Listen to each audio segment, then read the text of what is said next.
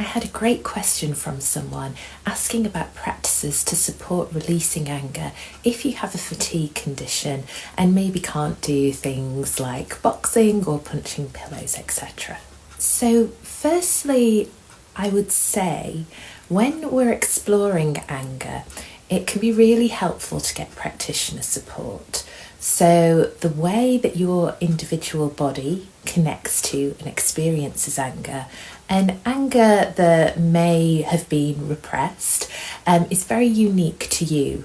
And it can be really helpful to get curious about what's going on in your own system and for things to organically arise. If it doesn't feel overwhelming to you, and always be cautious to stay away from overwhelm, you may, however, like to do a few little practices in your own time. So things that you can do that don't require lots of physical energy is firstly visualization. So rather than actually doing the movement, you might want to imagine doing a movement and try and notice what it feels like your body wants to do. So whether it wants to punch, kick, or whether it feels like you want to, for example, shake or run away. So visualization is one. You can then look at making a movement smaller and not as long lasting.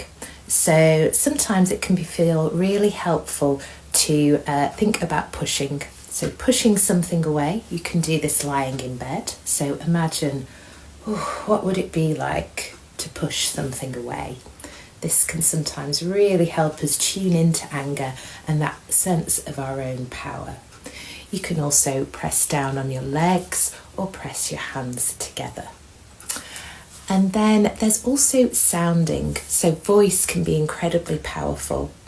So I have a VU breath practice, which is something from somatic experiencing. I've got that on YouTube. You can find it in the link in my bio, little plug there.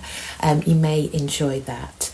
Also think about what sounds want to come up, and we can look to the animal kingdom for great inspiration here. So is it hissing like a snake, growling like a bear?